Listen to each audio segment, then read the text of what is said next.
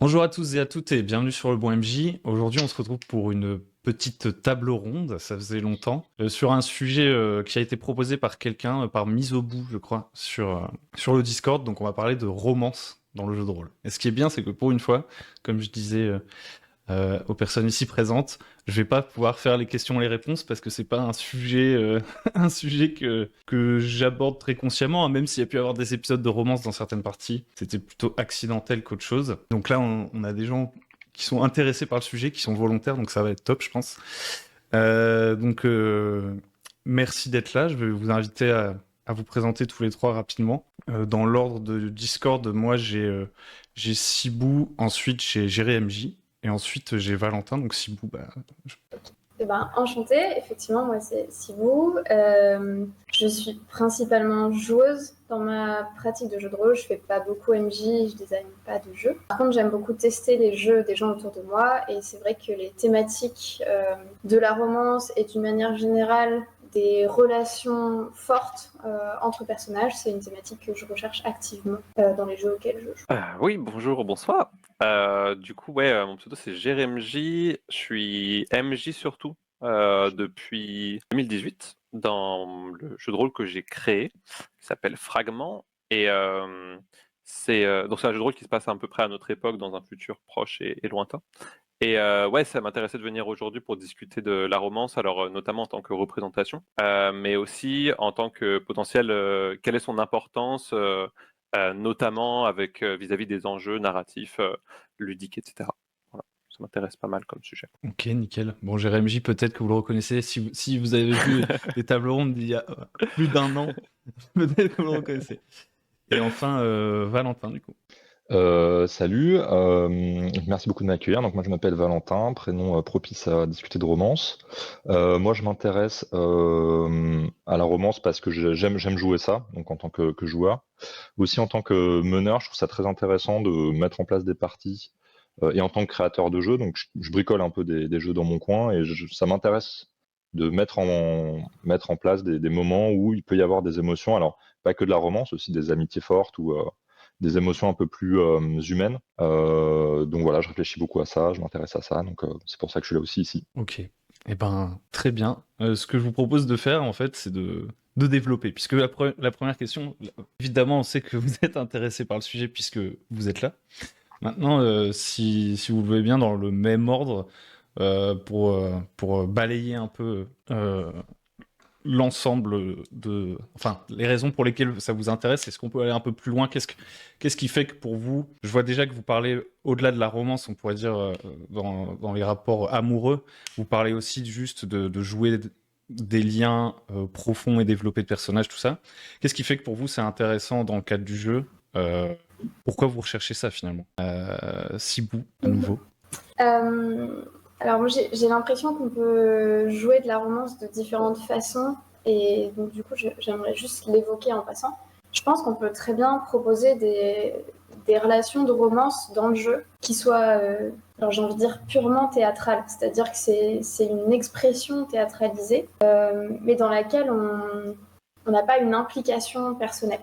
À l'inverse, je pense qu'on peut jouer d'une manière où on s'implique plus personnellement et où on met plus de soi.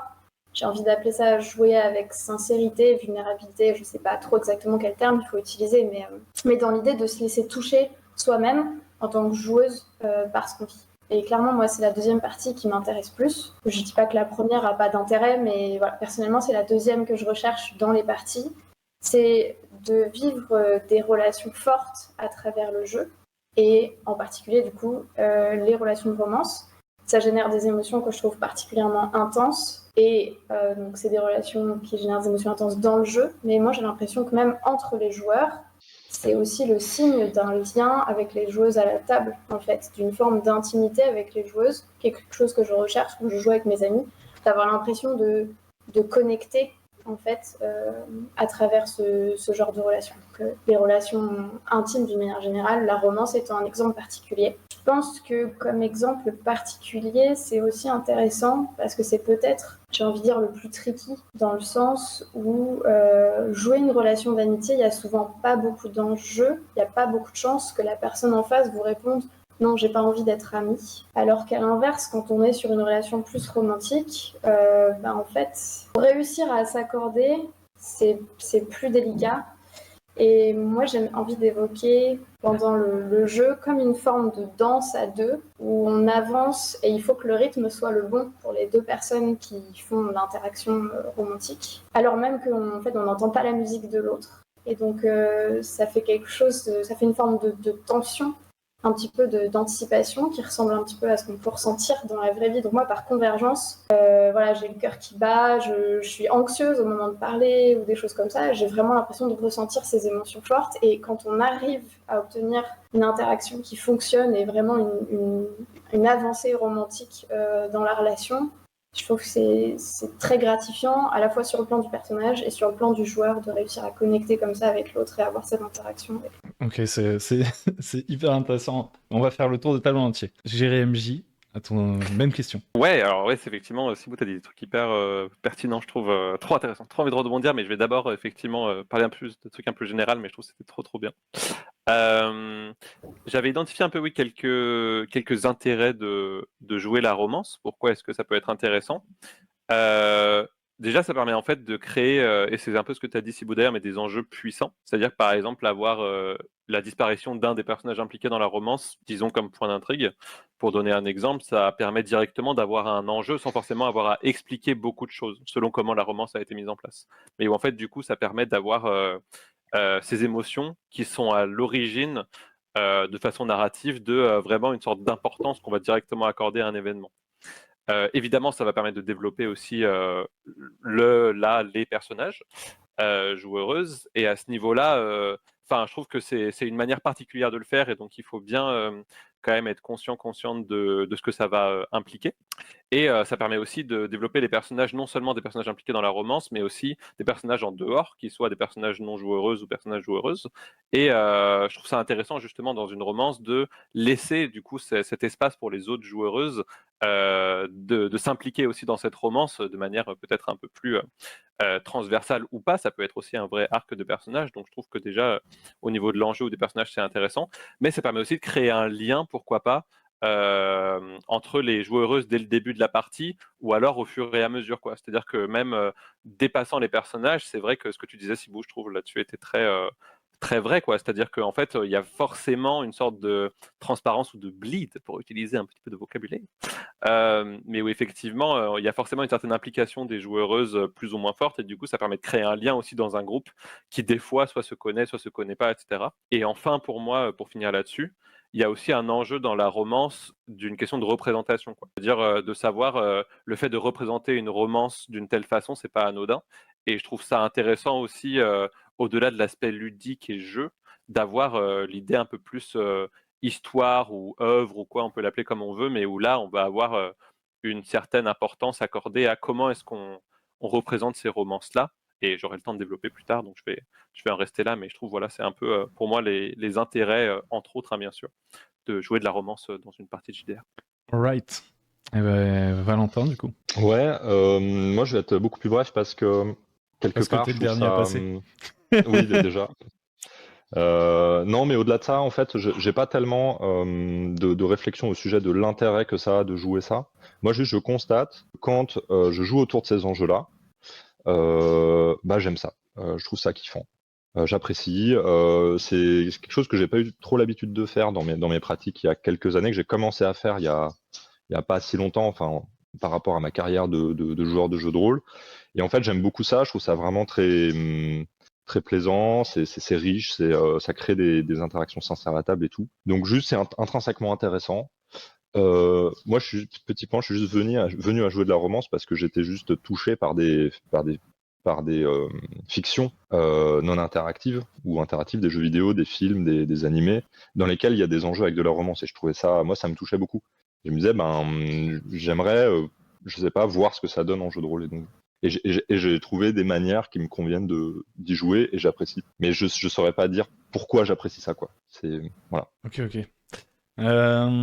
Ok, je pense qu'il va y avoir plein de choses à dire, donc je vais essayer de segmenter un peu. Le premier truc que je vois, qui ressort, c'est qu'on peut l'aborder un peu sous plusieurs angles. auquel j'avais pas tellement réfléchi, donc je vais reprendre vos mots, mais peut-être que je vais pas les utiliser dans le sens que vous leur donniez. Moi, je vois sur le plan narratif, enfin voilà, clairement, la romance, c'est un enjeu dans un tas d'histoires. C'est pas forcément l'enjeu central de toutes les histoires, mais c'est souvent un enjeu d'une relation de personnages qui crée du drame lorsque ça se passe mal, etc., etc. Donc ça, c'est une première chose. Ensuite, il y a la représentation. Effectivement, comment est-ce qu'on fait pour que ce soit crédible? Parce que je pense qu'il y a aussi le fait de faire en sorte que ça touche les autres autour. Et d'ailleurs, c'est ce que tu disais un petit peu, Jérémy MJ aussi, ou Sibou, je ne sais plus. Mais il y a ce truc de si il y a deux joueurs qui jouent une romance et voilà, et en fait ils jouent juste leur romance dans leur coin. Bon, à un moment donné, il y a le reste de la table, quoi. Après, on peut faire du jeu de rôle à deux. Euh, et ensuite, donc ça, c'est un autre enjeu. Comment rendre ça crédible, en fait, j'ai envie de dire. Et après, il y a l'aspect émotion personnelle. Comment je fais pour... Enfin, est-ce que je peux vraiment ressentir ce que ressent mon personnage, etc., etc. Est-ce que c'est une condition? Donc déjà, je vois ces trois trucs-là. Il y a sûrement d'autres trucs qui émergeront ensuite. Mais donc, je propose de commencer par le truc le plus évident, je pense, pour la plupart des MJ, parce qu'on va pas se le cacher, la plupart des gens qui regardent cette chaîne, c'est des MJ. Souvent, ils pensent scénario, ils pensent enjeu, ils pensent complications, motivation des personnages, donc plutôt le côté narratif. Qu'est-ce que vous avez à dire à propos de ça? On peut fonctionner dans l'autre sens pour changer, parce que c'est vrai que passer dernier, des fois, ça fait qu'on se fait un peu couper l'herbe sous le pied. Du coup, Valentin, vas-y si tu veux te lancer. Ouais. Bah pour les MJ qui nous écoutent, donc moi je mets un peu dans la même boîte les créateurs de jeux, créateurs, créatrices de jeux et meneurs, meneuses de jeux. J'ai l'impression que c'est un peu le même travail, quoi. Va falloir bricoler pour pouvoir faire advenir une partie, qu'on utilise une base ou qu'on fasse un scénario. Le travail ressemble beaucoup, quoi. Donc voilà, je m'adresse un peu à ces gens-là. En fait, je vais lister un peu dans le désordre un certain nombre d'ingrédients que moi j'ai pu identifier qui peuvent être intéressants pour faire un peu de la romance. Bon, j'ai fait une petite liste, j'essaie d'être assez bref. Donc un premier point, c'est déjà de faire des personnages qui sont intéressants quand on fait des PNJ. Donc là, je parle de romance PJ, PNJ. Et ça, c'est des choses qu'on fait pas souvent, parce que quand on crée un scénario, on a l'habitude de créer un personnage qui est fonctionnel. Celui qui donne la quête, celui qui a volé l'objet, celui qui est en danger, etc. Parce que créer un personnage non-joueur qui est intéressant intrinsèquement, c'est lui donner des motivations, des activités, une profondeur émotionnelle, un background, des envies, des préférences, sans que ce soit forcément fonctionnel pour le scénario. Et ça m'amène à mon deuxième point, c'est que en fait, ça nécessite du temps long de mettre en place des relations profondes, en fait, tout simplement. Que ce soit des relations romantiques, amicales ou autres. Donc, c'est plus propice de jouer ça en campagne, même s'il n'y a pas d'incompatibilité à jouer ça en one-shot. Et pourquoi est-ce que c'est intéressant d'avoir cette richesse des personnages? C'est que, à mon avis, et ça, c'est le cœur de ce que moi j'ai pu constater au fur et à mesure des années, ce qui fonde des relations romantiques intéressantes dans le jeu, ça va être les moments du quotidien. C'est-à-dire, ça va être très difficile de développer au cours d'un scénario avec un impératif d'action super clair des relations entre les personnages. Donc l'enjeu et tout l'objet, ça va être d'arriver à mettre en place des relations, enfin, des moments de jeu, des scènes, où justement on va faire autre chose que poursuivre un objectif critique. Et donc on va, je sais pas, j'avais pris quelques notes de type de scène. Bon, je retrouve plus, qu'importe. Donc oui, ça peut être des scènes où on va s'entraîner, par exemple, et on parle de comment on s'entraîne, de la relation d'entraînement. Peut-être qu'il y en a un qui est un peu plus compétent que l'autre. Comment est-ce qu'il va se positionner? On va pas jeter de dés du tout, mais on va parler de comment est-ce qu'on aide l'autre, aussi des discussions autour du passé des personnages. Des moments par exemple de fête, comment est-ce qu'on festoie, comment est-ce qu'on s'habille, comment est-ce qu'on invite quelqu'un à danser, comment est-ce qu'on... donc du coup la question pour moi c'est, pour pouvoir mettre en scène ce genre d'enjeu, c'est comment est-ce qu'on propose des moments du quotidien, et il y a d'autres éléments mais j'en parlerai plus tard, je vais vous écouter d'abord. C'est vachement intéressant. Mais je ne vais pas rebondir, même si j'ai envie. Jérémy, du coup. Moi, je vais rebondir parce qu'effectivement, il y a certains trucs, notamment que j'avais notés, qui reviennent. Alors, notamment sur ce truc des scènes effectivement plus calmes, des scènes du quotidien, tu l'as appelé, je crois, Valentin. Je trouve qu'en fait, il y a une alchimie effectivement à trouver entre ces scènes de calme hyper essentielles et aussi voir comment notre personnage réagit avec l'autre ou les autres dans la romance. dans les moments de crise, en fait. C'est-à-dire dans les moments à ultra haute tension, se dire, il y a des trucs un peu clichés, tu vois, mais de se dire, par exemple, tiens, est-ce que un personnage va chercher à porter assistance, sans forcément sauver la vie, hein, mais se dire, est-ce qu'on va fonctionner en binôme? Là-dessus, d'ailleurs, en termes de fonctionnement de jeu, on peut avoir ces personnages-là impliqués dans ces romances-là qui vont développer au fur et à mesure. Alors là, en termes de pur genre jeu, règles et tout, mais qui vont développer des compétences, par exemple, particulières à 2 ou à 3, ou à plusieurs, ou à bien plus, bien sûr. Et l'idée à ce niveau-là, à mon sens, c'est que on intègre cette volonté de romance et ce développement des personnages qui va se faire de manière un peu plus RP théâtrale. On peut l'intégrer en fait à des éléments de jeu très très concrets dans les règles, quoi. Se dire, si des personnages là affirment cette volonté, ont vraiment cette volonté, ont ce rapprochement en fait qui se fait au fur et à mesure, on peut très bien commencer à l'intégrer au jeu. Et je trouve ça assez, et je trouve que ça notamment, ça peut effectivement s'amener par là. Et par rapport aussi à ces moments de calme, moments de crise, on peut avoir ce côté réfléchir au rythme de la romance, c'est-à-dire se dire, est-ce que déjà on en discute avant, c'est-à-dire pendant la création de perso, est-ce qu'on se dit, là, il y a peut-être des chances qu'on soit proche, donc est-ce que, pas on planifie une romance, mais on se dit, c'est potentiellement un arc qu'on va creuser, ou au contraire, à la création de perso, on va se dire, tel personnage n'a pas, mon personnage, il n'est pas forcément attiré par la romance, c'est peut-être un romantique ou quoi, et du coup, on va écarter ça. En fait, je pense que effectivement, on peut le planifier en fait dès les créations de perso et plus ou moins l'intégrer dans les règles.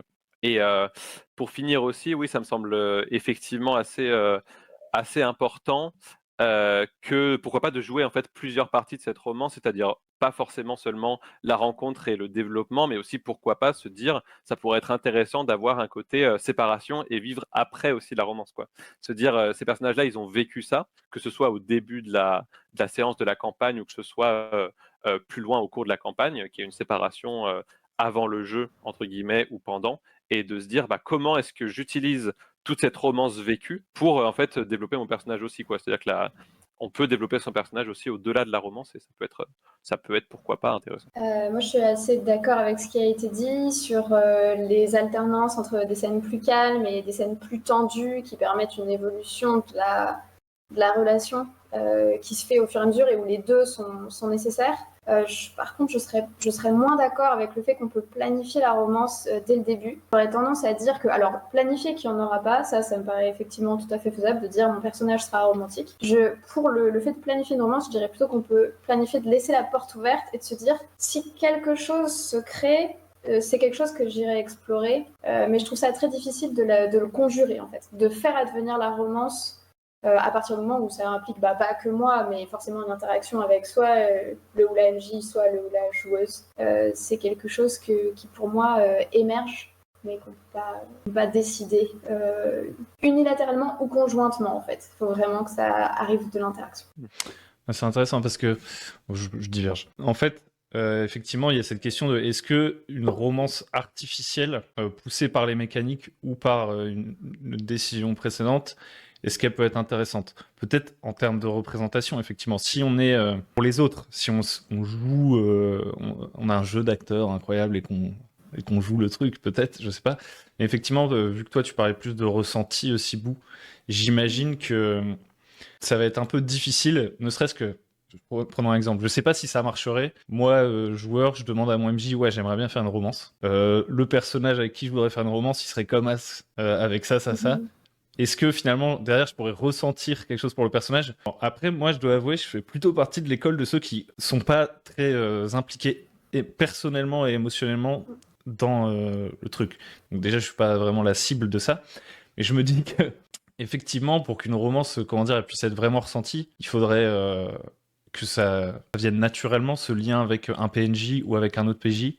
Et peut-être que du coup, c'est une question d'autorisation, effectivement. Parce qu'à l'inverse, ça peut être étrange si, autre exemple, on joue à Donjons et Dragons, tu vois. Et là, il y a quelqu'un qui commence à développer une romance alors que c'est vraiment pas quelque chose qui fait partie de la culture de jeu des autres. Ça peut être un peu bizarre. Donc, est-ce qu'il y a un moyen d'installer ça, de créer un climat particulier propice au fait que ça se développe si ça doit se développer dans le jeu, quoi? J'ai très envie de réagir si ça vous va. Vas-y. Je pense que déjà, moi je suis complètement d'accord avec le fait de présenter des romances comme étant des représentations. Et je pense que peut-être la différence entre on ressent la romance ou on la ressent pas, c'est juste une représentation, c'est juste un truc dans le fond, c'est juste le temps qu'on va y accorder, les développements qu'on va y mettre. Et peut-être qu'il y a moyen dans Donjons et Dragons de faire une romance, mais juste elle sera sous-entendue, elle sera en fond, et en fait elle va pas prendre un tiers de la campagne parce que clairement c'est pas un enjeu majoritaire. Et en fait, je pense que ça c'est complètement quelque chose qui peut s'adapter alors avec la culture de la table, avec la campagne, avec le jeu. Et on peut en fait justement lancer des petits fils et voir. Et si ça prend pas, et ben c'est que voilà, c'est que c'est quelque chose qui doit rester sous-entendu en fond. Et à l'inverse, si les gens réagissent, relancent, et ben là on peut décider d'approfondir la thématique. Et est-ce que ça vous est... Là, c'est question un peu rapidement pour tout le monde. Est-ce que ça vous est arrivé souvent dans des parties où en fait ça n'a pas été un sujet qui a été abordé, on s'est pas dit au début pourquoi pas faire de la romance, de voir émerger des romances et qui fonctionnent et qui ont vraiment un intérêt suivi pour l'histoire, tu vois, c'est pas ok, on s'arrête dans telle ville, je rencontre quelqu'un, je passe la nuit avec, enfin tu vois, c'est pas quelque chose Alors, qui arrive comme ça vraiment spontanément dans un jeu qui prévoyait pas ça du tout. donc moi j'ai deux réponses. Déjà, je joue souvent à des jeux qui effectivement ont pour sujet des relations émotionnelles fortes et donc c'est plus ou moins sous-entendu que la romance peut advenir. On sait qu'elle peut être là, elle n'est pas nécessaire mais qu'elle peut arriver. L'autre point, c'est que j'ai quand même un exemple d'une partie que j'ai fait en convention, donc avec un MJ que je connaissais pas du tout, sur un jeu qui a priori était, alors c'était son jeu maison, mais c'était un jeu d'aventure, typiquement le genre de jeu où tu sais combien de flèches tu as et quand tu lances, tu vois, et après il faut aller chercher tes flèches, sinon t'en as plus au combat suivant, quoi, donc assez mécanisé quand même. Et en fait, j'ai eu une romance. Alors, c'était très léger, c'était très gentil, mais avec une PNJ rencontrée dans l'auberge. Et puis, juste, la conversation a bien matché. Le lendemain, la PNJ a eu envie de me revoir. Et en fait, la romance a vraiment émergé, alors que je m'y attendais pas du tout. Et que en convention, avec une personne qu'on connaît pas, c'est quand même pas une thématique qu'on s'attend à aborder, je trouve. Et vous? Valentin, si tu veux, peut-être, vas-y, je t'en prie. Ouais, bah rapidement, moi en fait, même je retournerai à ce que tu dis, Hugo, dans le sens où moi vraiment je prévois pas, mais ça c'est aussi une question de culture de jeu plus générale, tu sais, enfin scénario bac à sable. Moi je suis très bac à sable dans l'idée, et je trouve que c'est très propice pour la romance en vérité. C'est-à-dire simplement laisser mettre des éléments, mettre des personnages non joueurs qui sont très intéressants, très riches, mettre des enjeux très variés, mettre en place des éléments qui permettent d'avoir beaucoup de scènes avec des enjeux faibles, dont on a déjà parlé juste avant. Et en fait, l'idée, moi, c'est vraiment de dire, si je joue des personnages qui sont riches, intéressants, profonds, etc., ils vont être attachants, voire même, il peut y avoir des joueurs, des joueuses qui vont développer des relations romantiques, enfin, leurs personnages vont développer des relations romantiques avec ces personnages-là. Donc moi, c'est vraiment l'inverse. Et je me dis, en tout cas, quand je prépare, je prévois pas la romance. Je crée des personnages intéressants, avant tout, quoi. Et en fait, ça peut être l'objet de liens de plein de nature. Donc, je crois que ça m'est jamais arrivé de me dire, ou peut-être si j'ai essayé de le faire, ça a craché totalement, et de me dire, ok, là, je veux faire un jeu où il y aura de la romance et où ce sera vraisemblablement avec tel PNJ ou quoi. En fait, ça sonne faux. Il y a vraiment un truc ou alors, au contraire, comme on en a parlé, on peut jouer avec ça. Il y a un jeu que vous connaissez peut-être s'appelle Monster Hearts, un jeu powered by the Apocalypse, où en gros, l'idée c'est de jouer des adolescents sous un mode Twilight, ou Buffy contre les vampires, et où on va vraiment théâtralement, comme disait Sibou, jouer les relations romantiques. Et ça marche bien, mais c'est vraiment très second degré, pas du tout dans la sincérité, quoi. Comme Sibou, moi, ce qui m'intéresse, alors moi, les deux m'intéressent, mais ce qui m'intéresse aussi, c'est le côté relation un peu plus sincère, un peu plus authentique. Et pour que ce soit authentique, ça peut pas être comme dans la vie, ça peut pas être prévu, quoi. Du coup, je trouve que c'est un mode de jeu qui est assez subtil, quoi, parce que ça demande de mettre en place des éléments et puis de laisser la porte ouverte, de mettre en place des éléments qui sont des scènes du quotidien. Mais du coup, ça a un corrélat, c'est que il faut que ces éléments qu'on mette en place, ils soient intéressants en eux-mêmes. Il ne faut pas qu'ils soient intéressants parce qu'on va faire de la romance. Il faut que ces scènes un peu dont on a parlé, plus sympathiques, il faut qu'elles aient un intérêt en elles-mêmes. Et si en plus de ça, il y a des relations qui se nouent plus intimes, bah, c'est juste un truc en plus qui peut par ailleurs, dans un second temps, devenir le truc focal en fait de la partie ou de la campagne. C'est pas du tout incompatible. D'où le fait que ça demande quand même une forme très bac à sable, très ouverte, je crois en tout cas. Voilà. C'est intéressant. Non, bah, vas-y d'abord, Jérémy, Non, parce vas-y, qu'après, si moi, tu je vais veux, Hugo, je t'en repartir prie. dans autre chose. Non, vas-y. Non, oui, en vrai, comment dire? Oui, effectivement, la romance planifiée, comme tu disais très bien, Thibaut et Valentin, t'en as parlé aussi, je crois, marche très peu. Enfin, je pense effectivement, notamment entre PJ, quoi. C'est-à-dire qu'effectivement, entre PJ, il faut que enfin, quand ça émerge de soi-même, c'est incroyable, quoi. Enfin, c'est beaucoup plus qualitatif. Entre PJ et PNJ, par contre, je trouve que, en fait, notamment si on fait des persos avec des backgrounds, des motivations, où tu as de la romance, et quand tu le crées, ça peut bien marcher. Parce que je pense qu'il y a vraiment ce truc où tu te fais aussi, toi, ton propre film dans ta tête et tu te dis, ah oui, du coup, ça serait comme ça. Du coup, effectivement, tu rêves un peu le truc et tu te dis, ok, tu arrives à te mettre dedans. Enfin, ça fait partie du RP, un peu, entre guillemets. Et pour répondre plus concrètement à ta question, Hugo, euh, en fait, oui, enfin, dans mes parties, notamment Fragments, il y a eu une romance notamment qui a émergé, mais c'est pas forcément le point le plus important. Et en fait, par contre, il y a une autre romance qui effectivement était déjà là, mais c'est un peu concrétisé, c'est devenu un peu un vrai enjeu. Et là, il y a une saison 3 que j'ai pas encore écrit, mais où c'est devenu vraiment un thème même de la saison très important parce qu'il y a eu un événement qui s'est passé de toute manière, un échec critique absolument magnifique dans l'une des dernières sessions, qui a fait que en fait c'est devenu un thème majeur, mais qu'effectivement la romance entre les deux persos, comment dire ça bien, n'est pas forcément le point de focus. En fait, la romance en général, d'un coup, devient un vrai thème, quoi. Genre, comment est-ce qu'on aime une autre personne, est-ce que c'est toujours sain, etc.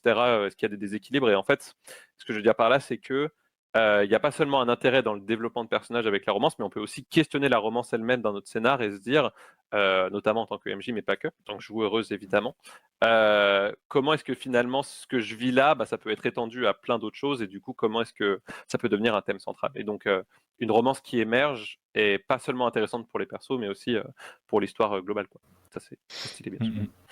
Je veux juste ajouter, en tant que joueuse, moi, effectivement, je suis complètement d'accord et je trouve qu'on questionne les relations à travers les relations qu'on propose dans les parties aussi. Si c'est juste pour jouer un cliché, un cliché romantique, c'est peut-être un peu dommage. Et je trouve que justement, c'est vraiment l'occasion de réfléchir à ce qu'on souhaite comme relation, ce qu'on veut vivre, ce qu'on cherche chez l'autre, enfin, des choses comme ça. Je suis assez d'accord avec ce que vous dites. En fait, d'ailleurs, je suis même très d'accord avec le côté bac à sable. Donc là, je parle un peu d'expérience personnelle, mais il est vrai que dans des jeux, pas les nommer, les jeux Powered by the Apocalypse, mais vraiment, on va croire que j'aime pas, enfin que je trouve ça nul, mais en fait, c'est juste que moi, ça fonctionne pas très bien chez moi. Des jeux qui mettent, par exemple, justement la focale vachement, justement sur le sujet, et que c'est la mécanique qui vient de dire à ce moment-là, ton personnage, il va ressentir X, il va ressentir Y. Je pense que ça marche pour certains, mais moi, j'ai ce côté un peu artificiel en fait. J'ai envie que ça vienne plus du joueur que de la mécanique, ces trucs-là. Et d'ailleurs, actuellement, je rebondis également sur le côté les scènes du quotidien parce que je trouve que c'est vachement vrai, sans parler de romance, de relations amoureuses, c'est plutôt des relations père-fils, des trucs comme ça. Dans une campagne que je joue en ce moment même, bah, c'est un truc un peu mercenaire, la compagnie noire, un délire comme ça. Et en fait, il y a ce côté, il y a une bataille, mais qui est lointaine. Et en fait, il y a 3 scénarios, c'est juste on marche jusqu'à la bataille. Donc t'as vraiment beaucoup, beaucoup de scènes de camp de et vas-y que je monte ma tente et, et des trucs comme ça. Et en vrai, c'est vrai que c'est à ces moments-là que t'as l'opportunité de jouer les petites interactions du quotidien, juste tel comportement de ton personnage me frustre, etc. Parce que même s'il y a un objectif, donc il y a quand même un drive, parce que parfois jouer que des scènes du quotidien, on peut se dire à quoi on joue en fait. Il faut quand même que voilà, il y ait un moteur, il y a une destination. Mais sur la route, je trouve que les scènes du quotidien, ça fait émerger beaucoup de choses, en effet. Et je me demandais, du coup, à partir de ce moment-là, quand, comment dire, il y a une relation romantique qui se crée. Déjà, en fait, j'ai envie de déblayer un truc. Est-ce que vous voyez une différence concrète entre le truc PJ-PJ et le truc PJ-MJ? Est-ce que pour vous, il y a des questions autour de ça, un enjeu, ça change quelque chose vraiment? Ouais, pour moi, effectivement, c'est assez différent. Et en fait, même, il y a un autre cas qui se pose pour moi, qui est aussi assez intéressant, c'est aussi la romance entre PNJ. Mais je reviendrai peut-être à ça plus tard. Mais ouais, vraiment. Où tu fais Parce les qu'en deux fait, personnages qui parlent, tu fais une scène oui, du en fait, quotidien tout seul. oui, parce que, en fait, oui, non, mais complètement, parce qu'en fait, enfin, pour vite fait pour aller là-dessus, parce que c'est pas forcément ta question, mais en fait, moi, je suis pas trop, enfin, je suis moins de l'école aussi de les PJ au centre, et j'aime bien cette idée de me dire, les PJ, des fois, ils vont, par exemple, escorter un PNJ qui va être plus important, tu vois.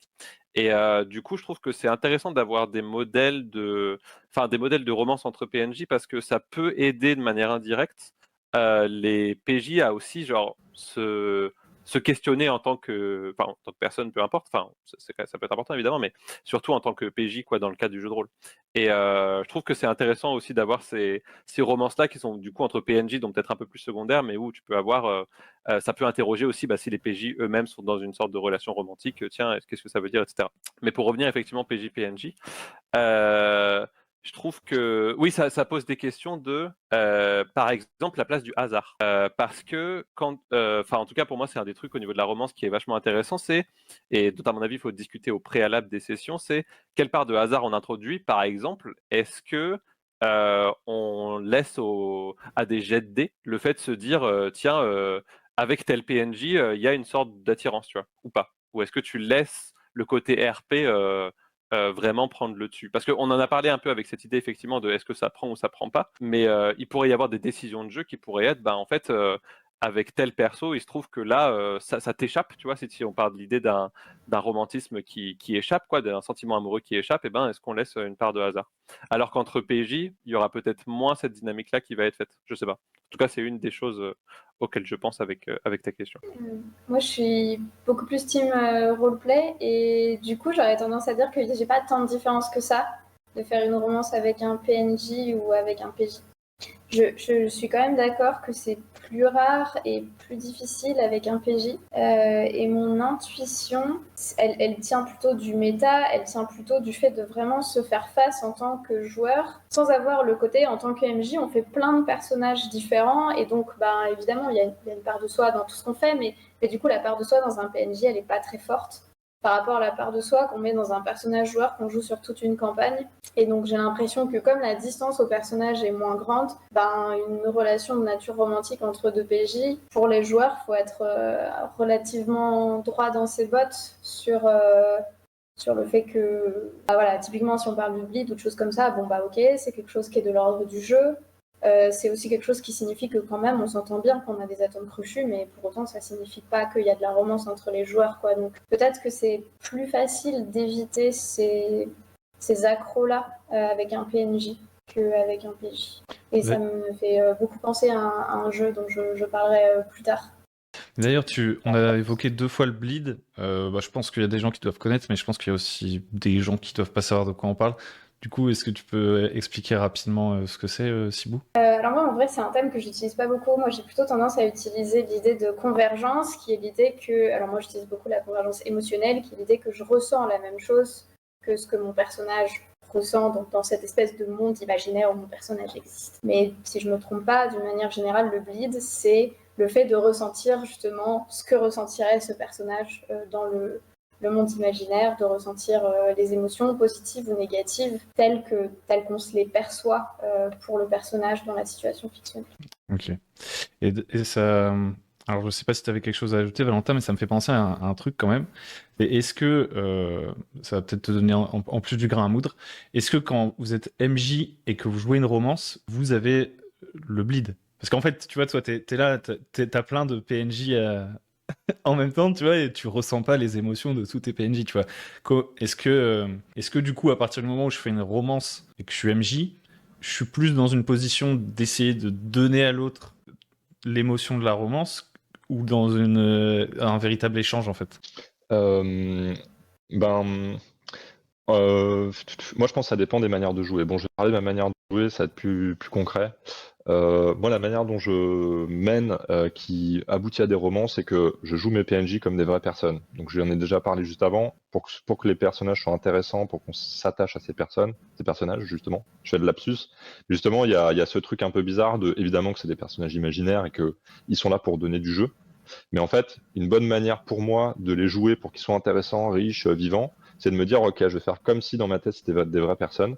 Puis après, je vais me mettre dans leurs chaussures et puis je vais jouer ce que répondraient ces personnes. C'est pas des fonctions, c'est dans ma tête comme des vraies personnes, quoi. Et donc du coup, quand je joue des romances, en fait, moi je bleed pareil que les joueurs en général, les joueuses.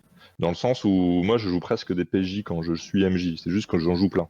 Et il me semble que c'est intéressant de jouer comme ça pour jouer des personnages qui sont assez riches, authentiques, sensibles. Et oui, moi ça m'affecte pas mal en fait par exemple, je peux avoir des fois où je joue mon personnage et dans la représentation que j'ai du personnage, il est attiré par un personnage d'un joueur. Et puis je vais sentir mon cœur qui commence à battre plus fort quand je vais vouloir essayer de dire que, je sais pas, le personnage en question que je joue en tant qu'MJ a des sentiments. Donc carrément, c'est du bleed, quoi. Ça, c'est clair. Voilà, pour répondre à ta question. C'est intéressant. En fait, moi, j'ai l'impression, c'est pas une insulte, mais j'ai un peu l'impression de parler à des aliens. Parce que moi, j'ai vraiment pas de bleed, tu vois.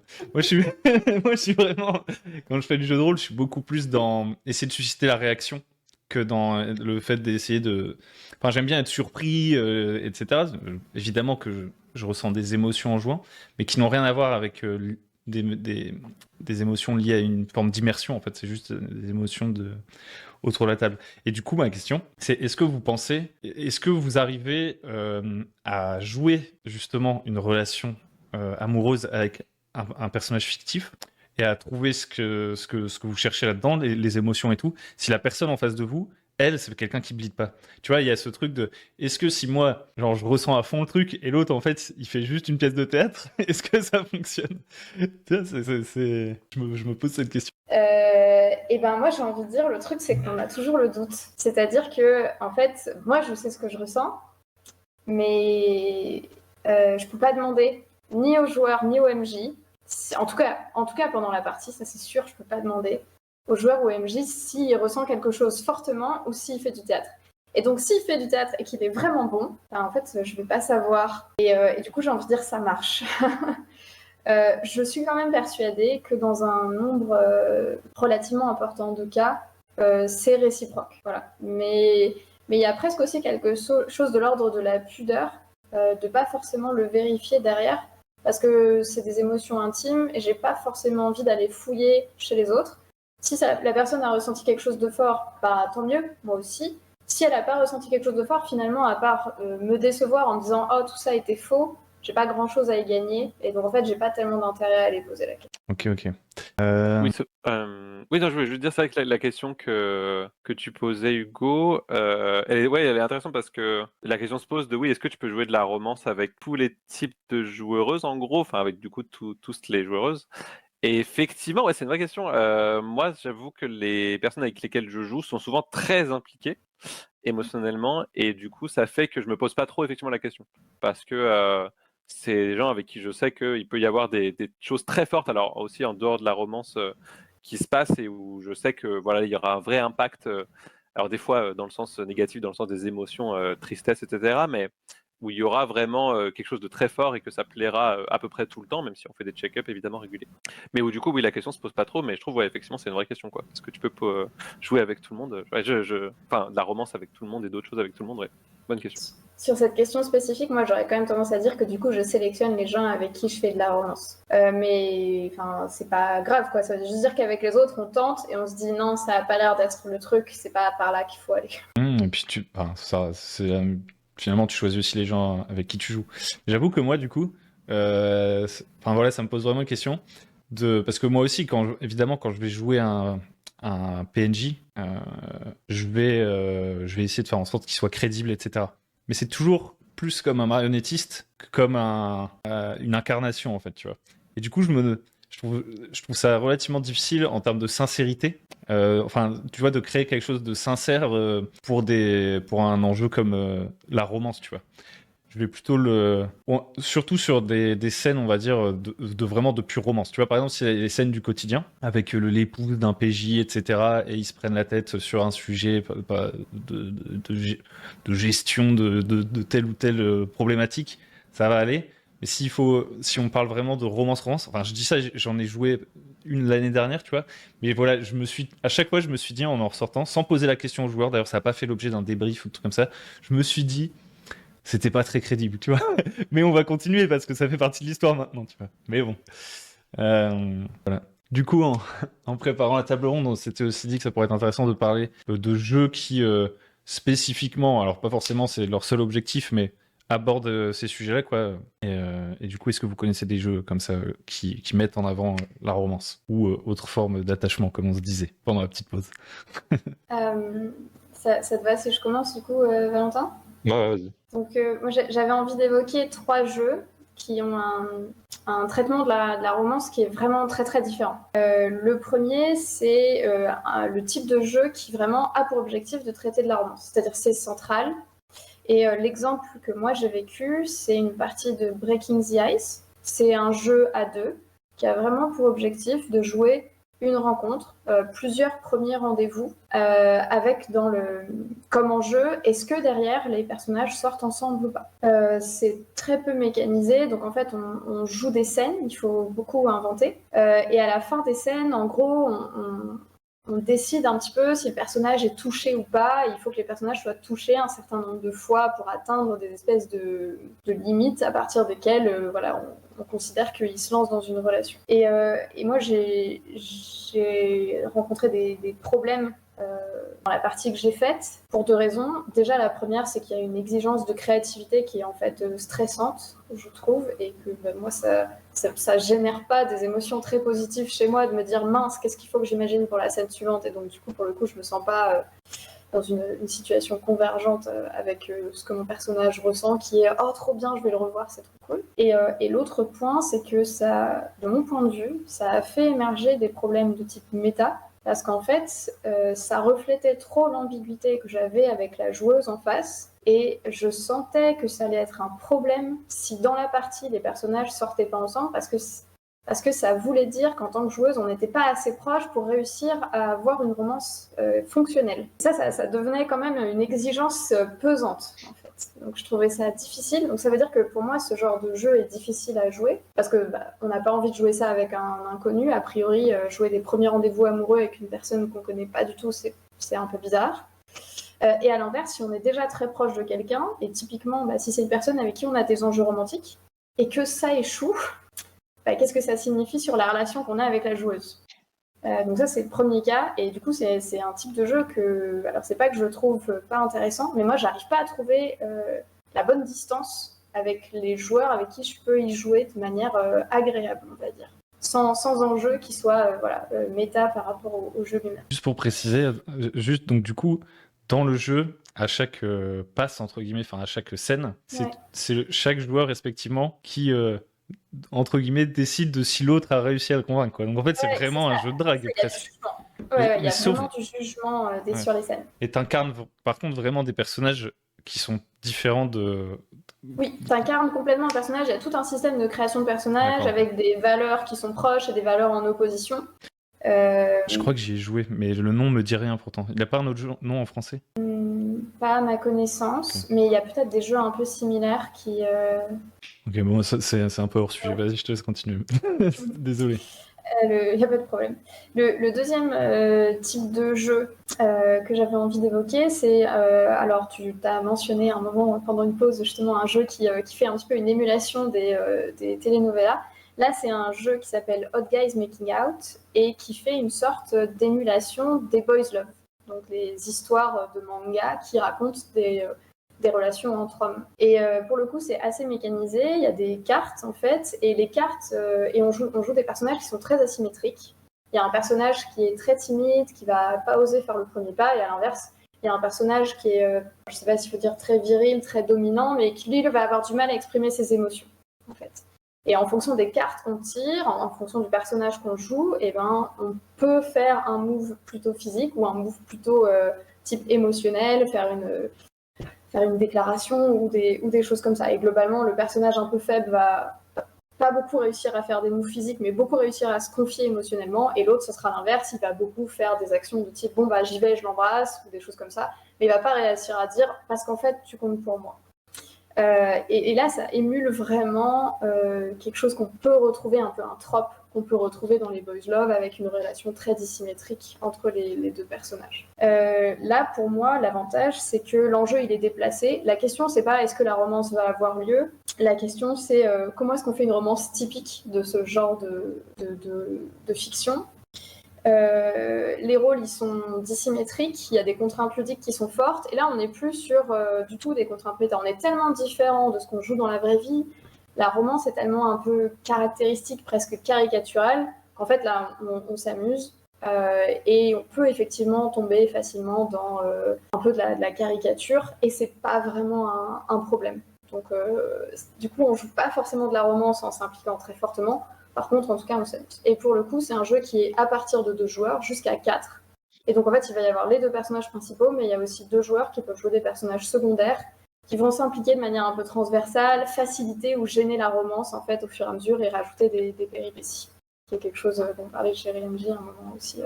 Donc ça, c'est intéressant. Pour le coup, c'est des petites parties, donc il n'y a pas d'implication sur le long terme. Et enfin, je vais terminer. Le 3e jeu dont je voulais parler, c'est un jeu qui n'est pas encore sorti, que j'ai testé en campagne à 2 joueurs. Et c'est un jeu qui consiste à devenir moine dans le Moyen-Âge et à rejoindre un monastère un peu mystique, curieux, dans lequel il y a des espèces de miracles. Et en fait, au fur et à mesure qu'on s'éloigne de la vie laïque, on a accès à ces miracles-là et on peut faire advenir des choses incroyables pour les gens qu'on a abandonnés en fait à cette vie laïque. Donc on est obligé de un petit peu se retirer, interagir de moins en moins avec eux pour pouvoir derrière les impacter à travers les miracles.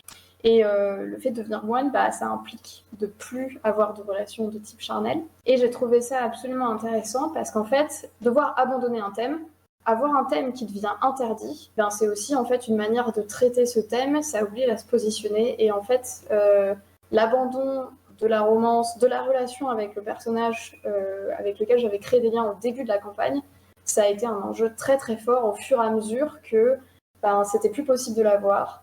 C'était plus possible de lui envoyer des lettres, c'était plus possible de... Et voilà, et à chaque fois que les étapes étaient franchies pour s'intégrer de plus en plus dans le monastère, il y avait de moins en moins le lien avec la vie réelle, mais il y avait vraiment cette question qui se posait parce qu'à tout moment, on peut décider d'abandonner le monastère, et il y avait vraiment cette question qui se posait du lien avec le monde, avec la romance en particulier, mais avec le monde en général.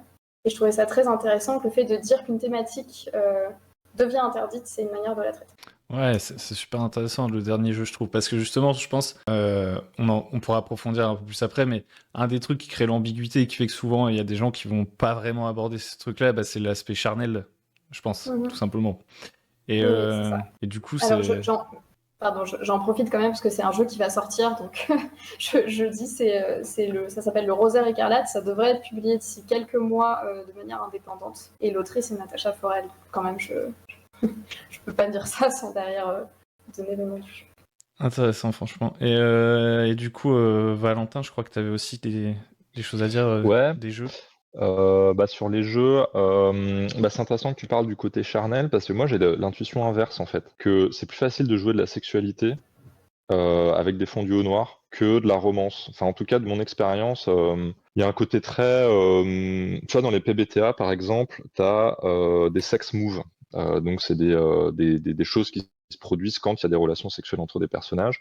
Et je trouve qu'il y a un côté assez testostéroné à dire ouais, mon personnage c'est un barbare, il viole des femmes et puis il tue les enfants, tu vois. Il y a un truc très immature et facile quelque part à parler de sexualité dans un sens très détendu. Mais dès qu'on parle de l'émotion, l'attachement et le sentiment individuel, c'est beaucoup plus difficile. En tout cas, j'ai moins vu de jeux ou de parties qui arrivent à mettre ça en scène facilement. Donc le côté charnel, j'ai l'impression que ça va, et que c'est finalement paradoxalement plus facile à traiter en jeu de rôle ou que ça advient plus souvent. Moi, je veux quand même t'interrompre pour dire, s'il faut décrire un petit peu le côté charnel, voilà, il n'y a là, plus personne. Il n'y a plus personne. Mais voilà, en fait, C'est quand même très difficile. C'est plutôt ça ce que je voulais dire, c'est que souvent, l'intuition que j'avais, c'est que les gens vont pas spontanément se diriger vers les thèmes de la romance parce qu'ils ont peur qu'on en arrive à parler du côté charnel. Ouais. Par contre, effectivement, oui, tu as souvent dans beaucoup surtout dans les trucs d'aventure, justement, c'est ce dont je voulais parler quand je parlais un peu on arrive dans une ville et oui, il y a un coup d'un soir, tu vois, il y a souvent ce truc où oui, je te joue un personnage qui vient t'aguicher et tu fais et je termine la nuit dans ses bras et ensuite on va tuer des orques. Sous-entendu, les fournitures Ouais. noires, eux, sont très fréquents, effectivement. Effectivement, ouais. Et t'avais des jeux, du Ouais. coup? Oui, tout à fait. Voilà, je voulais parler des jeux comme ça, un peu comme ouais, où il y a de la sexualité, les PBTA. Un jeu que je trouvais très intéressant s'appelle Blistage. Donc c'est un jeu dans lequel tu joues, alors que ouais, j'ai pris des petites notes. Oui, c'est des adolescents ou des jeunes adultes qui montent dans des robots géants pour affronter des aliens qui ont détruit le monde. Donc c'est le pitch de Evangelion, je sais pas si vous connaissez.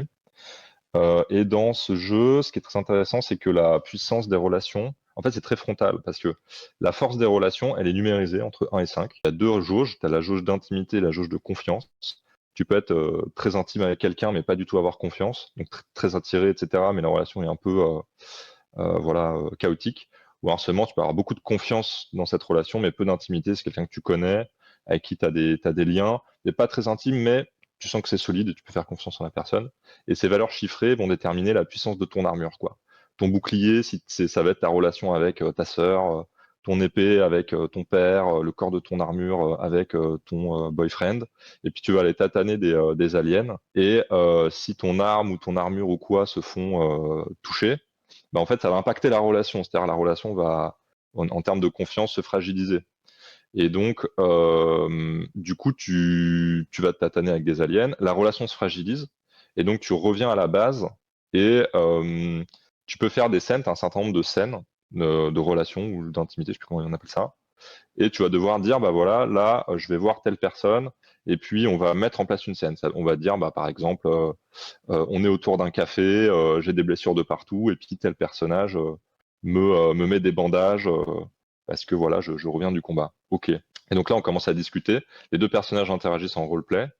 Et à la fin de la scène, les autres joueurs qui n'ont pas été dans la scène jugent à quel point c'est une scène dans laquelle il y a eu plus de confiance, plus d'intimité, où il y a eu moins de stress. Enfin bon, bref, ils doivent juger tout un tas de choses.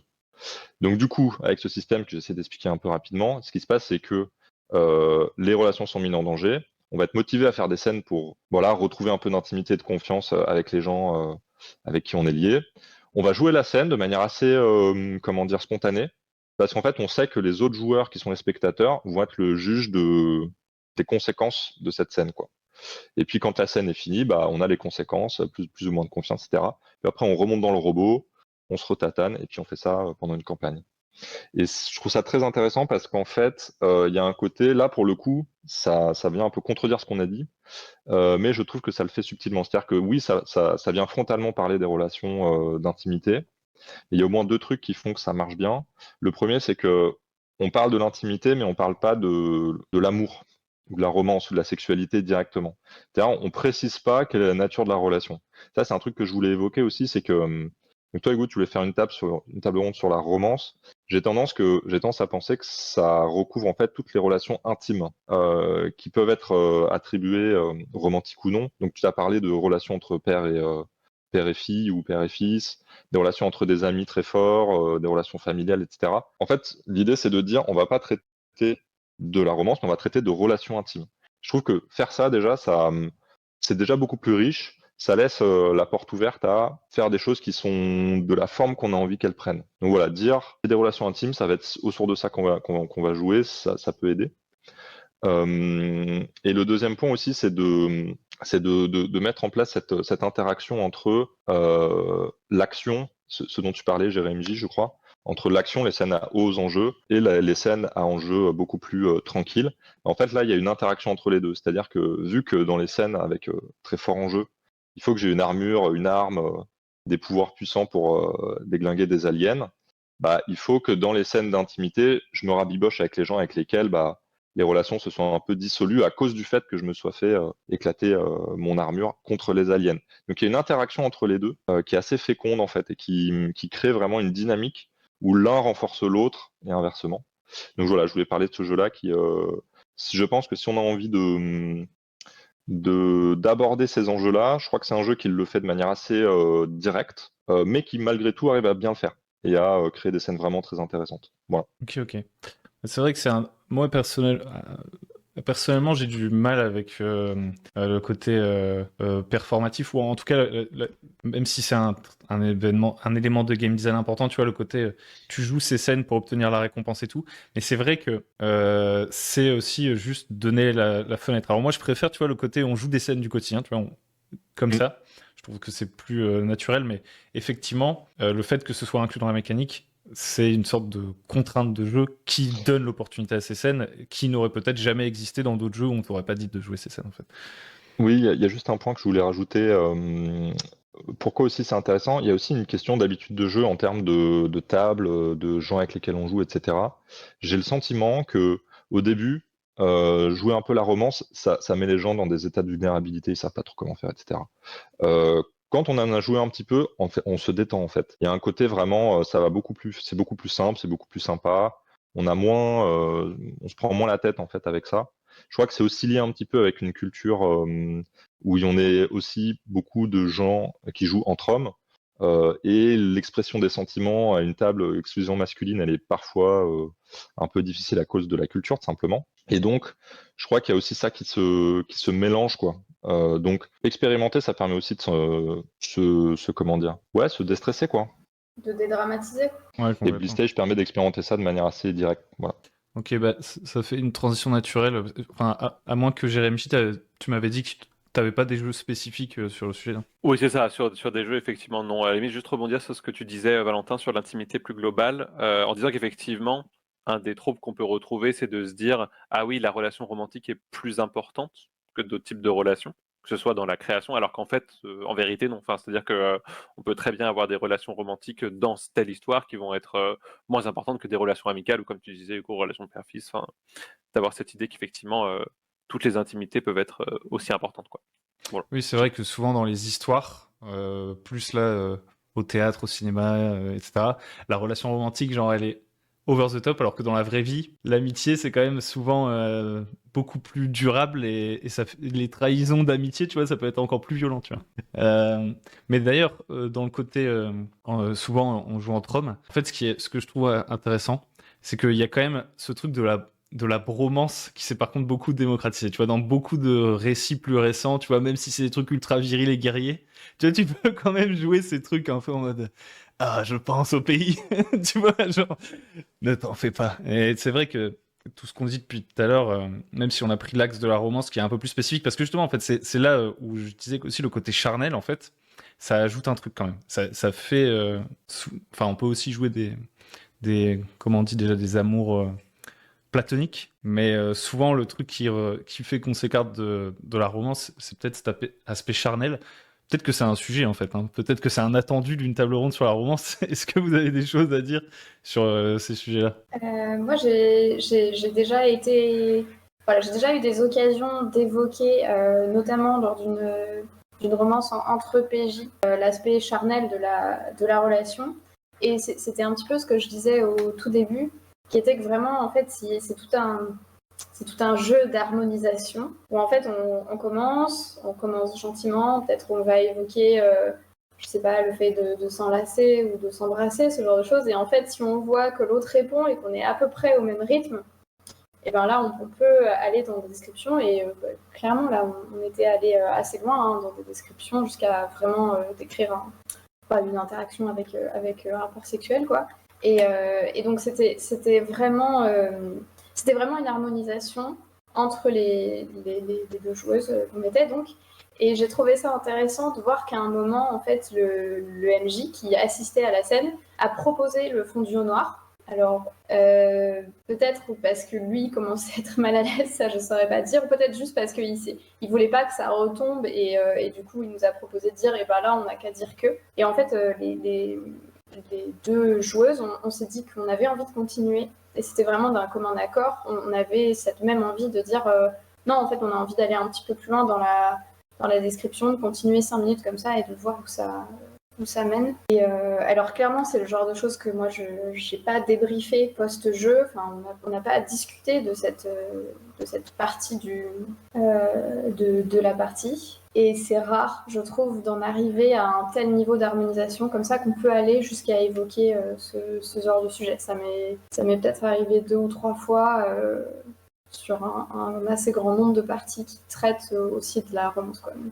Donc je dirais que évoquer explicitement l'aspect charnel de la relation, c'est vraiment quelque chose qui se fait pas souvent dans les parties de jeux de rôle. Mais pour moi, je trouve ça très intéressant.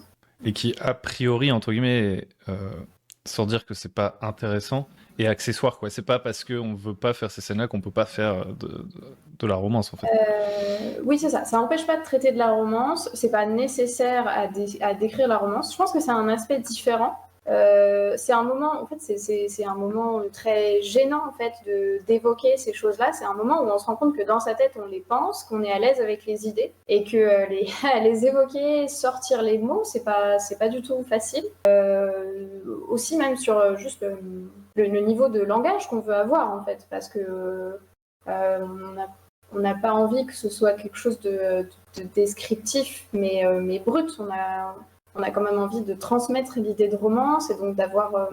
Enfin voilà, on peut avoir envie de transmettre de la maladresse, de la tendresse, des choses comme ça. Et donc clairement, on ne peut pas faire une description physique de contact, d'organes, tout ça, c'est pas pertinent en fait. Donc il faut trouver les moyens de réussir à transmettre ce qu'on veut transmettre, parler des choses qui se passent physiquement, mais transmettre derrière les émotions en fait qui sont ressenties pendant ces moments-là. Et donc l'exercice est intéressant en tant que tel, je dirais, d'un point de vue expression. Ouais, complètement.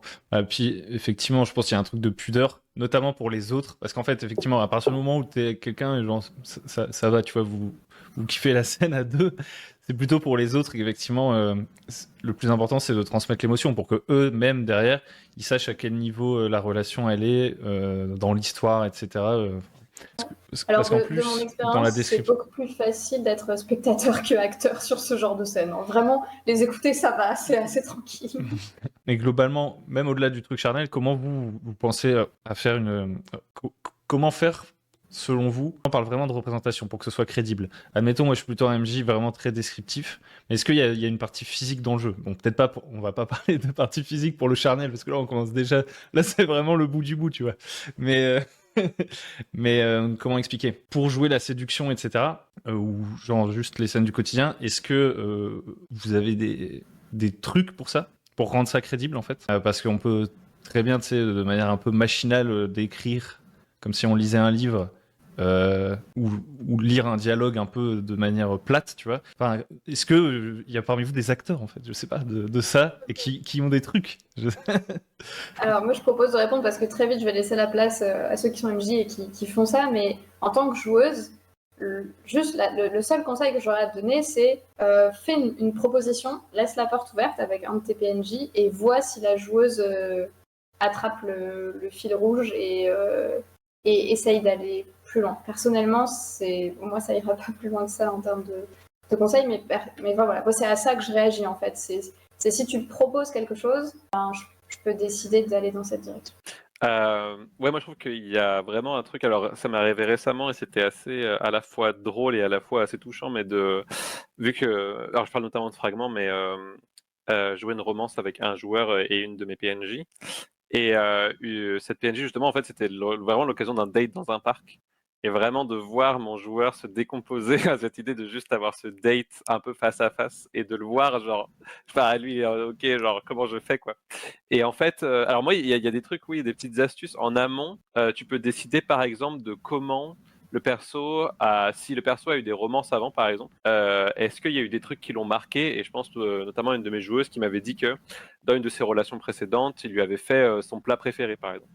Et du coup, quand tu arrives avec ça, en fait, ça te donne des petites idées avec le passé du perso, du PJ, je veux dire, ou de la PJ, et ben tu arrives à te dire, bah ok, ben du coup, quand je vais construire cette scène de date ou de romance ou cette petite scène du quotidien, sans tout rédiger forcément, quels sont les éléments qui vont toucher le ou la PJ, quoi. Et du coup, de s'appuyer sur des éléments assez concrets à ce niveau-là pour se dire, bah du coup, ça veut dire que si je joue un ou une PNJ, là je parle plus effectivement de la relation PJ-PNJ, qu'est-ce qui va la toucher, au contraire, qu'est-ce qui va la rebuter? Et en fait, je trouve ça intéressant justement de jouer avec ça, de pourquoi pas les mélanger. Et du coup, comme tu disais, Sibou, en fait, faire ses propositions, mais qui peuvent être des propositions un peu contradictoires en disant bah, ce perso-là, il y a telle chose qui est intéressant, mais d'autres choses où la personne, ça peut être une sorte un peu de repoussoir malgré elle, et en même temps, il y a une sorte d'attirance. Enfin, en fait, je trouve ça intéressant de s'appuyer sur des éléments du passé du perso et de les ressortir sous d'autres formes parce que possiblement le ou la PNJ va pas être au courant de ça,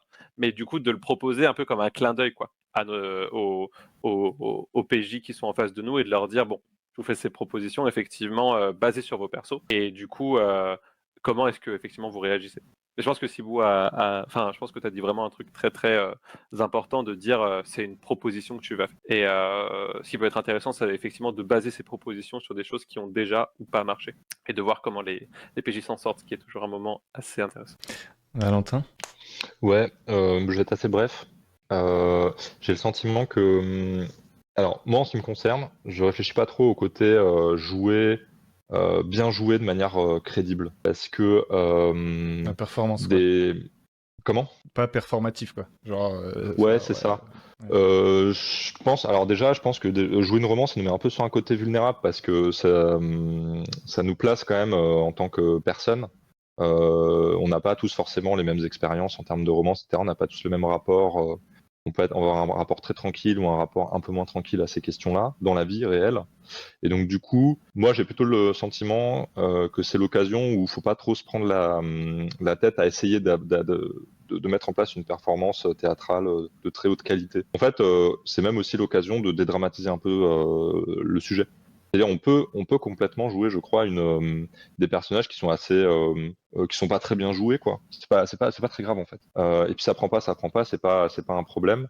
Aussi la romance pendant qu'elle se déploie. On peut aussi décrire à la troisième personne, quoi. On n'est pas obligé du tout de parler à la première personne. On peut dire des choses très simplement, hein.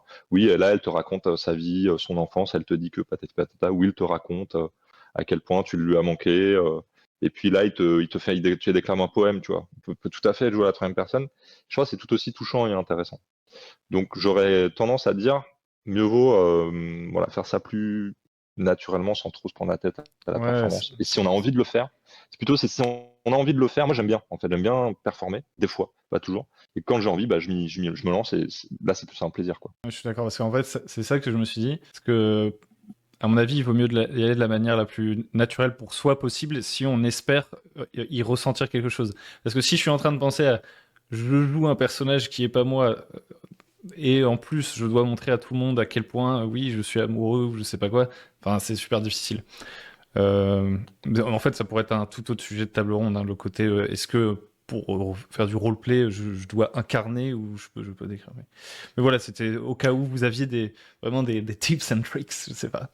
mais, mais voilà. Je voulais juste rajouter Ouais. aussi, je pense que c'est important de se rappeler que aussi dans des scènes de romance ou de séduction, comme tu disais Hugo, que les personnages, enfin moi c'est ce qui s'est beaucoup passé, même un peu malgré moi, parce que c'est les persos que j'ai écrits un peu en tant que PNJ, mais qu'il y a des choses qui vont... Enfin, faut pas oublier des individualités derrière le côté romance, c'est-à-dire que il y a des persos qui vont avoir vraiment d'autres choses en tête aussi pendant ces moments-là, quoi. Et par exemple, pendant ce fameux date maladroit là, qui était assez drôle, le personnage que j'incarnais, la personnage que j'incarnais qui s'appelait Catherine, c'est un personnage qui en fait, à la fois avait envie de ce côté s'échapper avec quelqu'un, quoi. Pas forcément de manière romantique, mais le cadre a fait que, en fait, ils se sont retrouvés à deux. Du coup, il y avait un peu cette ambiguïté. Et en même temps, il y avait plein d'autres choses dans sa vie personnelle qui faisaient qu'en fait, dans la conversation, le fait qu'elle parle de sa famille, par exemple, eh ben, c'était pas que un dialogue qui avait pour but cette romance, ou pour but la séduction, ou pour but de la faire connaître. En fait, c'est vraiment, elle aussi, pour elle, c'était une occasion de parler à quelqu'un parce qu'elle n'avait pas beaucoup d'occasions de parler.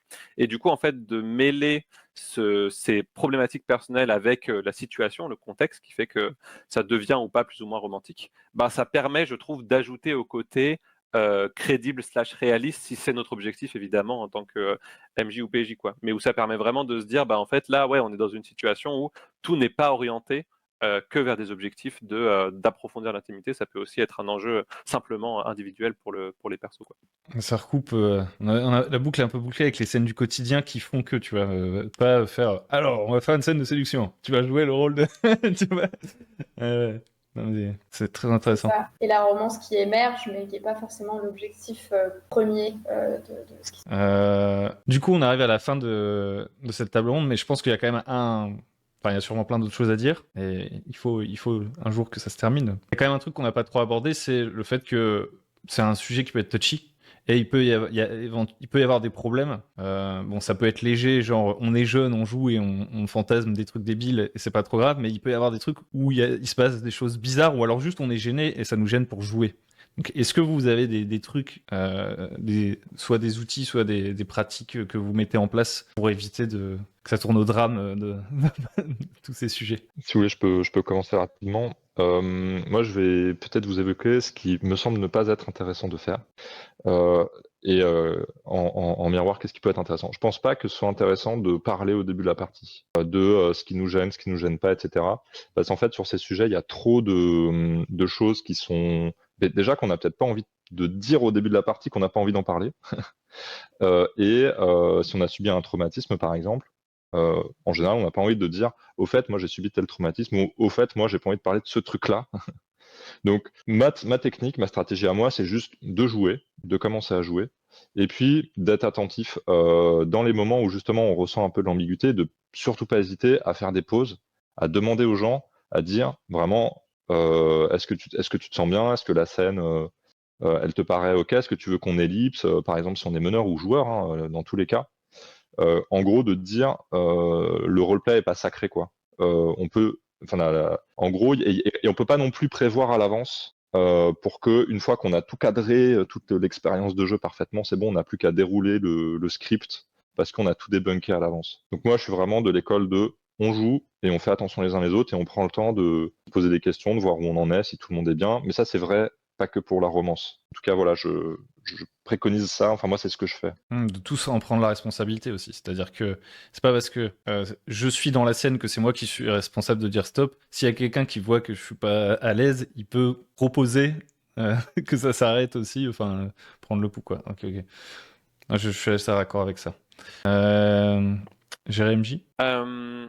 Oui, pour moi, ça dépend de comment les joueuses se connaissent.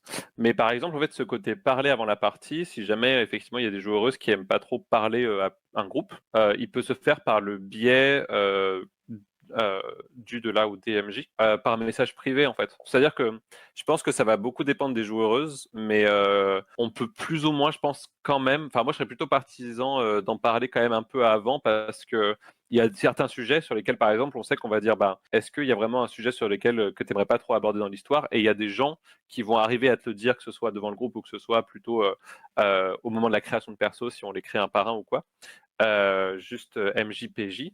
Il y a ces sujets-là qui vont peut-être être abordés. Du coup, je pense qu'on peut arriver à, comment dire, à avoir quelques réponses avant et effectivement après avec des check-ups réguliers en fin de session, voire en cours de session si jamais on fait des pauses, enfin, évidemment, ou lors d'une situation un peu de crise, on peut ensuite arriver à parler de ces sujets-là problématiques. Moi, je voulais juste évoquer en particulier quelque chose qui me semble intéressant, notamment en cas de romance et ou sexualité. C'est le côté tactile, notamment si on est autour d'une table, parce que je pense qu'il y a des gens qui aiment pas du tout être touchés. Il y a des gens qui, au contraire, vont parfois se dire, en fait, je n'arrive pas à avoir de lien avec les gens si je les touche pas. Et je pense que dans ce thème-là, en particulier le thème de cette table ronde, je pense que c'est intéressant de discuter avec ces joueuses de ce côté tactile, parce que ça peut vraiment, des fois, être très mal vécu, ou au contraire, très agréablement vécu, de se dire, ben oui, cette personne-là, j'accepte qu'elle me touche ou pas, etc. Donc je trouve que le côté tactile peut être un point intéressant aussi si on ne sait pas par où commencer en se disant, bon, quel problème j'aborde, pourquoi pas celui-là en premier, ça peut faire découler des autres peut-être. Right. Et Sibou? Ouais, c'est vraiment intéressant pour moi que tu mentionnes ça parce que c'est vrai que pour moi, de base, l'aspect tactile, il est inexistant. C'est-à-dire, s'il n'a pas été évoqué, alors c'est non.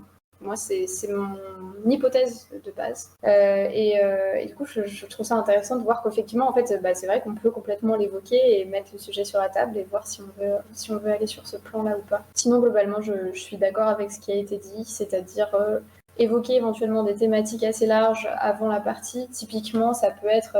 moi, j'ai déjà eu le cas de joueuses qui disent « ça ne me pose pas de problème que vous évoquiez les aspects physiques et sexuels d'une relation, De mon côté, je ne le ferai pas. Et bon, bah voilà, comme ça, on sait, quoi. C'est dit et c'est clair.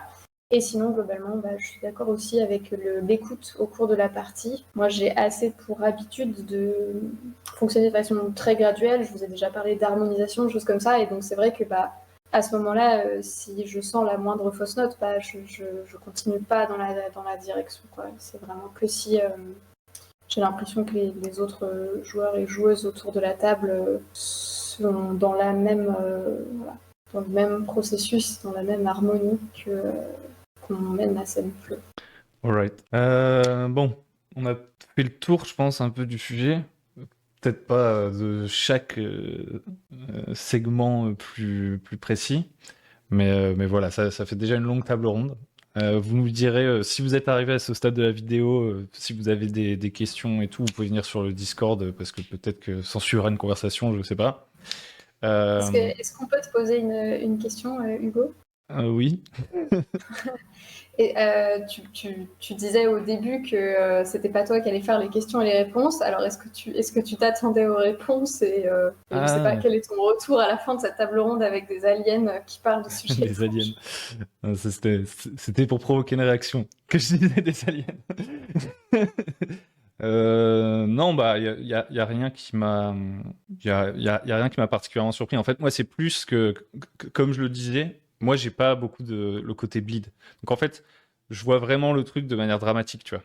Genre, quand je joue un personnage, je le joue pas nécessairement en tant que fonction, tu vois. Si on questionne le personnage, évidemment, je vais créer des réponses. Je peux mettre un peu de chair à un personnage. Mais je suis pas du tout dans le personnage. C'est pour ça qu'il y a un truc un peu.